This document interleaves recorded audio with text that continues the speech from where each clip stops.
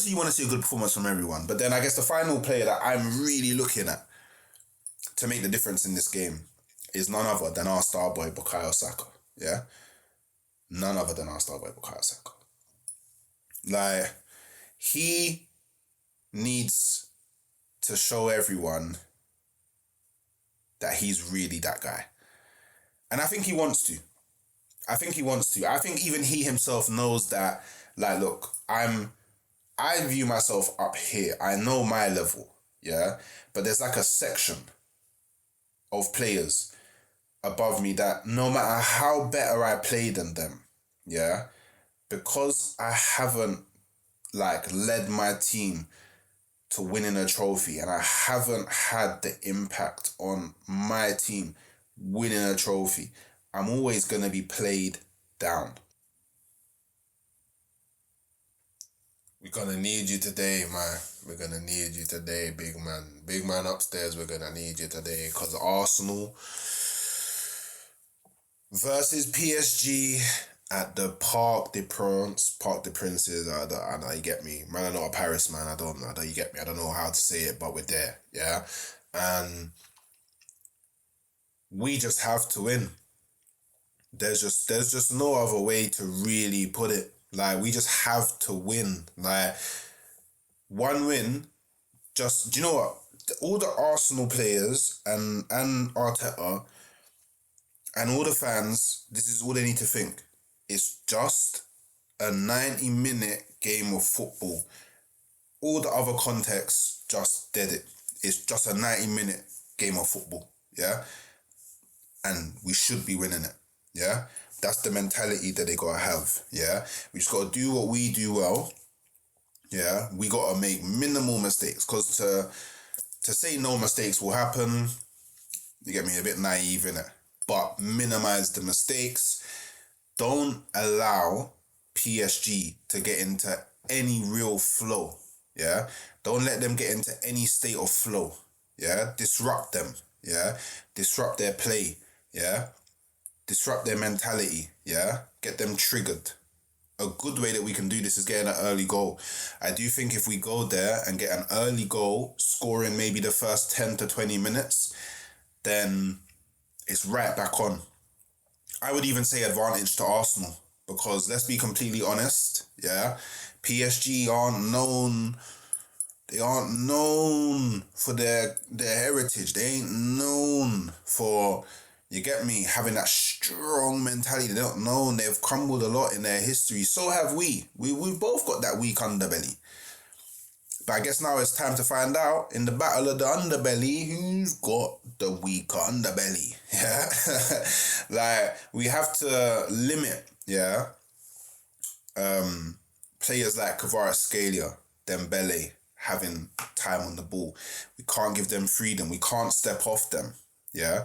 We have to limit the space that they have. So whenever they're on the ball, we have to press. We have to press with the maddest intensity, yeah? We just have to. We can't let players like Vitinha just do what he wants. We can't let players like Vitinha have the time to like kind of dictate the tempo of the game. No, we have to control the tempo of the game. Yeah? And that just is what it is. Yeah? Now, realistically, yeah, I don't even think that this game boils down to quality. I'll be real. Like, at this point, I don't think it boils down to quality. I think it just boils down to heart. Who wants it more? Let's be real, yeah? I know PSG got better technical players overall. 100%. I agree. Is what it is, yeah? But in a semi-final, second leg of the Champions League, it's not just about technical quality. Do you know what I mean? We watched Barcelona go out yesterday to a team that has inferior technical quality to them. It's about the heart. It's about wanting it. How much do you want it? And these players, they have to show everybody that they want it. And I think that if they come with the right mentality and show that they want it, I think they will go and get it. Yeah? The players look calm. I'll be real. The players look calm. I watched the Declan Rice press conference, and he looks like and sounds like he understands what it is he has to do. He spoke about, I've been in the semi-final of a European Cup before. I know what needs to be done. He knows what has to be done. He's experienced it. He's lived it. And I've called it from early. I said I think Declan Rice is going to be the man of the match. And I won't lie, seeing him back in the 8 and having that kind of ability to like rely on Partey to do, I guess, a lot of the sweeping in the I guess closer to our goal. I think that's gonna give Rice a lot of freedom and a lot of confidence to go and, you get me, sweep and intercept higher up the pitch, which is something that we lacked in the first leg. Him kind of being able to press in like a combination with Ødegaard. Well, I'm assuming it'll be Ødegaard. Ødegaard and Marino, that triangle of press that sits like just around where I expect Vitinha and Neves to be.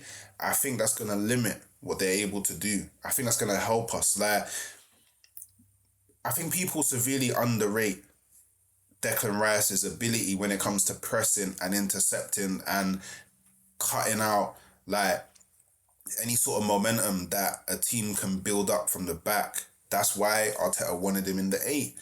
And I think he's going to come through and he's going to show a lot of his good qualities today.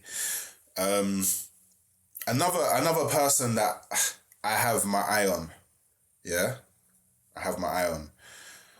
that I think needs to step up, and have a big game, is Saliba. Now, the task that you have, Saliba, is you need to ensure that you're doing all of the commanding, all of the the leadership of the line, all of the communication at the back, ensuring players are the defensive line players are in the right position, ensuring that, Kiwior and then I guess Timber right next to you, or it could be Ben White right next to you, are working in tandem, and you're not thinking one thing and they're thinking another. You need to be sort of the nucleus in the back that's kind of keeping everything together. But then on the flip side, you need to show all your other qualities on the ball.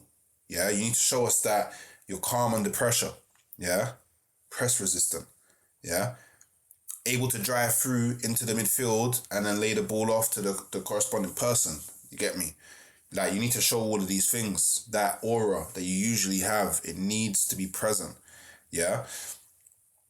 And if you can sneak a goal from a set piece, I'm not gonna complain. You know what I'm saying? And then obviously a big element that, and I mean I called it after the first leg, is Partey. Now a lot of people say, Arsenal fans saying Partey being back means that automatic win. What about Bournemouth? Do you get me? What about them? We're not talking about Bournemouth right now. We're talking about PSG. And I think a lot of players checked out. A lot of players that people don't understand. A lot of players have checked out, but they're fully locked into the Champions League. Fully locked in. And I think we're gonna see a Partey masterclass. I won't lie. I think we're gonna see one of those. I think we're gonna see a Partey against Real Madrid. It's had the whole thing on wraps. But he plays an important role. And I think him being back, if Ødegaard does play, it gives Ødegaard another option as well. Because usually Ødegaard drops deep to pick up the ball, and then he's got Partey there who he can link up with and then pass and then find another bit of space and then receive the ball back from Partey, and Partey is able, while Ødegaard is moving and trying to conduct something off the ball, to see the bigger picture.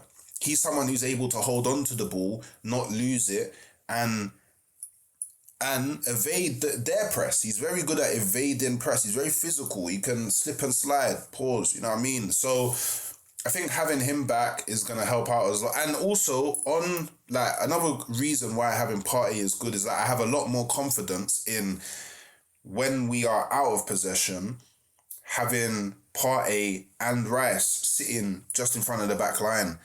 That solidifies our defensive structure so much better than Rice and Marino.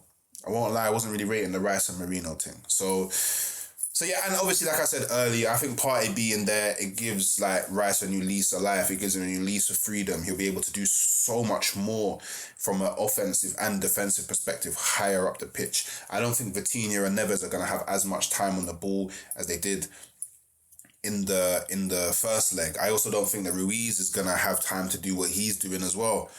Do you know what I mean?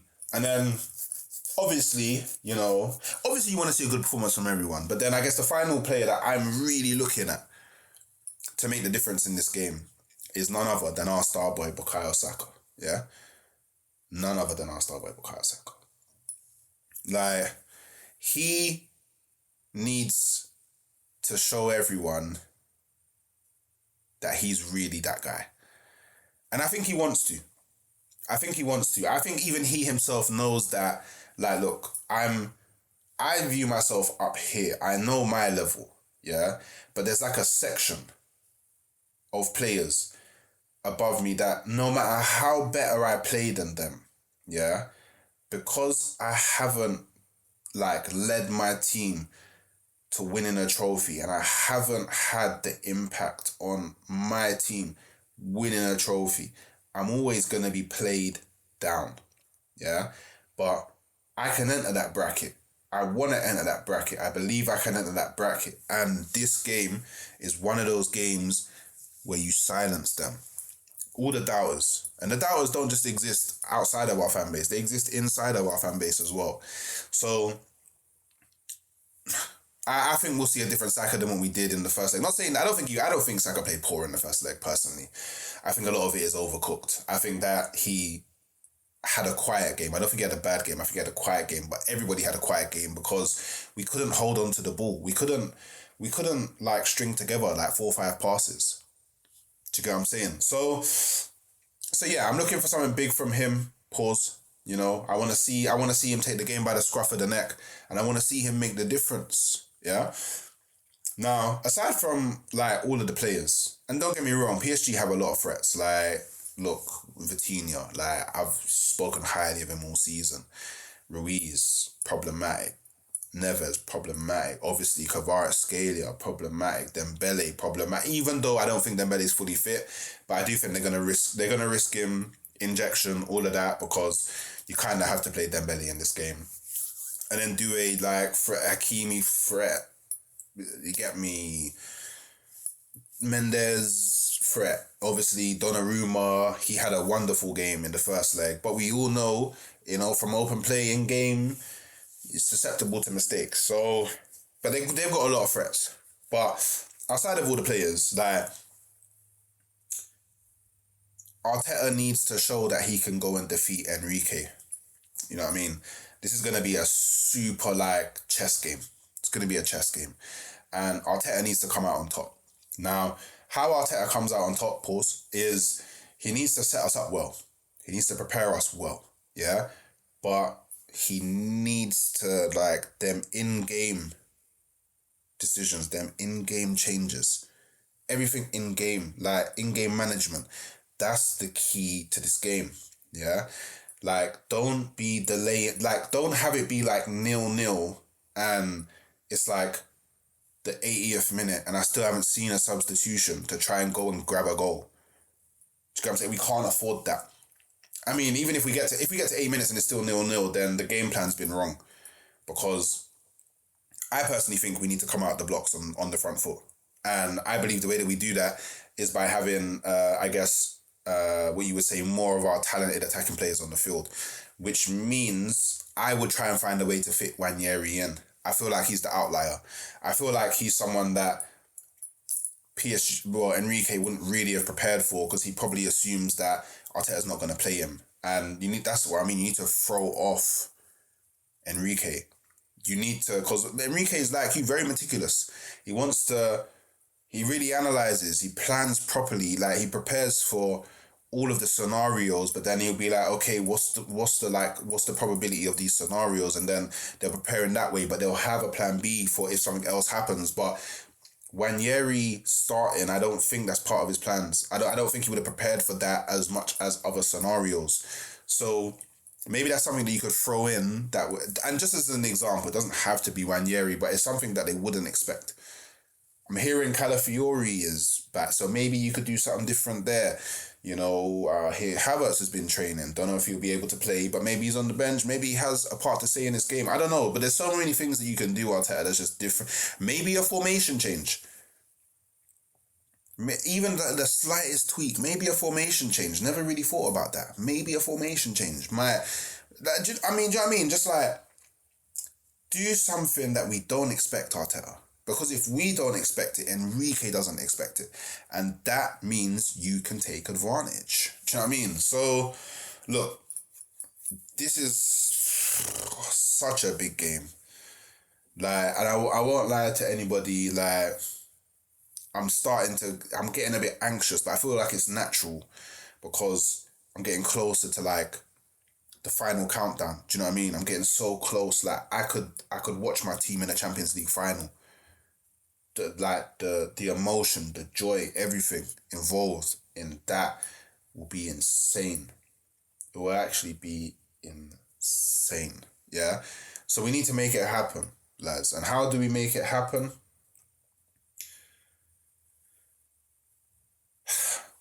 We just make it happen. So I am predicting the win. I am predicting us to go through. Like, some places I've said 2-0. Some places it's 2-1 and we go through an extra time. I think it will be one of the two. Yeah. Obviously, I like, from my heart, I just hope that, like, I'm just, like, proven, like, super wrong, and then in the first, like, half an hour it's 4-0 to Arsenal, and then I can just sit back and just relax and enjoy the game knowing that I'm in the final. But realistically, I think we're looking at a 2-0, a 3-1, a 2-1 extra time. Like, I don't think it will be any more than a 2-goal, 1-goal margin. Yeah. And yeah, I guess Arsenal just don't concede first, and then we're right in there with a shout. So, Arsenal fans, you know, whatever our opinions are, however we feel about the club, whatever, all of that, let's just put all of that behind us for these next 90 minutes or 120, should it go to extra time, or 100 and however many with the penalties, whatever it is. Let's just put all our differences aside and let's link up, yeah, and project the right energy that can help our team get into the final of the Champions League. So yeah, people, let me know what you think in the comments below. And yeah, I mean, if you like me, then just say a little prayer that Arsenal make it through. Yeah, man. Champions League nights, eh?